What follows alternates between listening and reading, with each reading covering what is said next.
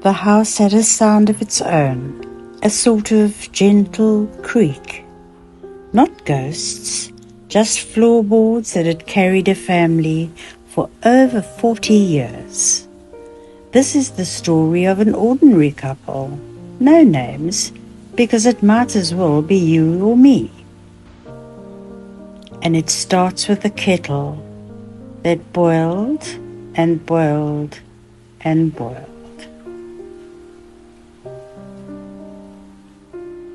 This couple didn't live in clutter. They lived in evidence. Evidence of birthdays, school projects, and hobbies that didn't quite stick. And then, of course, there were the appliances that came with instructions just in case. They owned 6 tape measures. None of them were in the same place, but of course all of them were essential. Of course, the cupboards held things that they might need one day. The spare room held things they absolutely wouldn't, but felt guilty about parting with them. And the loft. Well, the loft was a time capsule, sealed by good intentions. The thought arrived quietly. What would the kids do with all of this? It wasn't asked dramatically. It wasn't answered straight away either.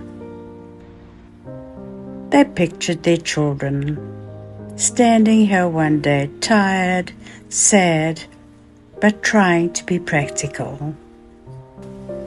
Sorting through decades, while holding memories they weren't ready to hold. And that's when they realized this wasn't really about them at all. Well, they didn't make a plan, but they did make a cup of tea, and they opened one drawer and decided to get started there.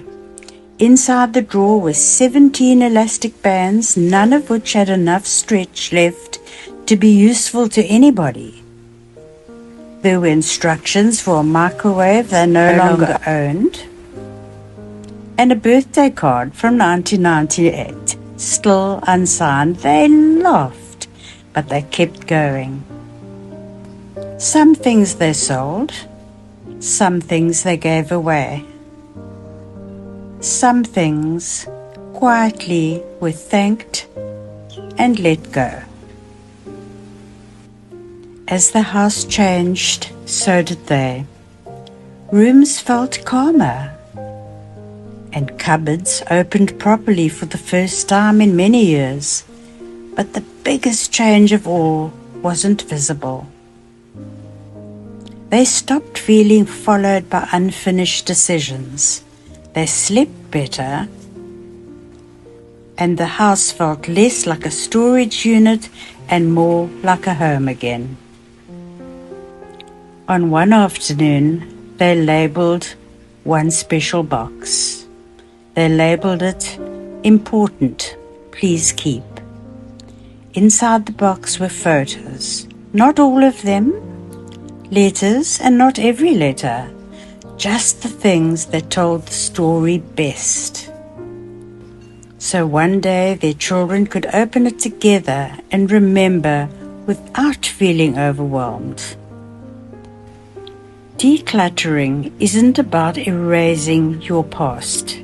It's about making room for your future. It's about leaving behind peace instead of pressure.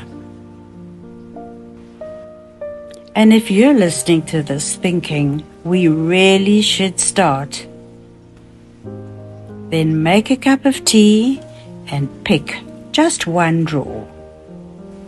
You've been collecting this life for donkey's years. You're allowed to take your time now. Your memories are safe. Now let the house breathe again. And know that what you leave for your family will be nothing but wonderful memories.